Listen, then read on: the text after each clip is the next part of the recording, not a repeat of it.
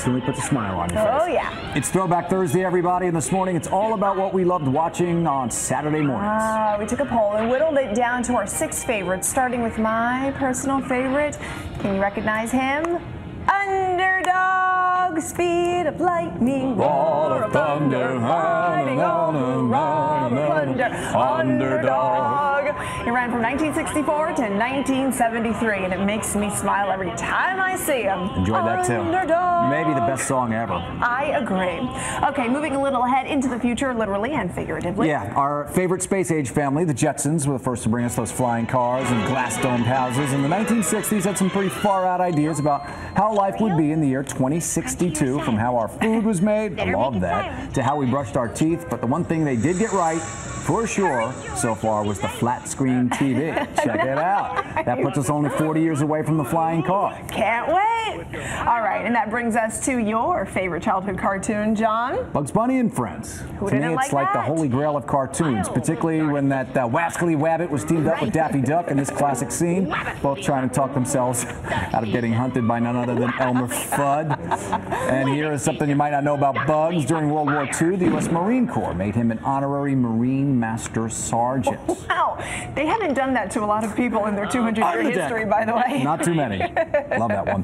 By the time the 70s rolled around, kids were getting a little more sophisticated. That's right. The stage was set for a brand new kind of cartoon, complete with a rock and roll soundtrack, a lovable dog, and a cast of characters just about every kid could relate to.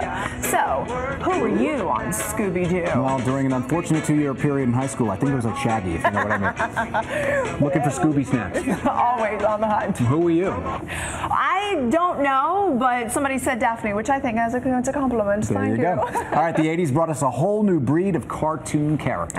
They were tiny and they were cute and they were blue. Enter the Smurfs. Believe it or not, a little known fact about the Smurfs here for you. They weren't created in America. They were actually created in Belgium, and they first appeared in a comic strip in 1958. Really? Wow, there's Papa Smurf.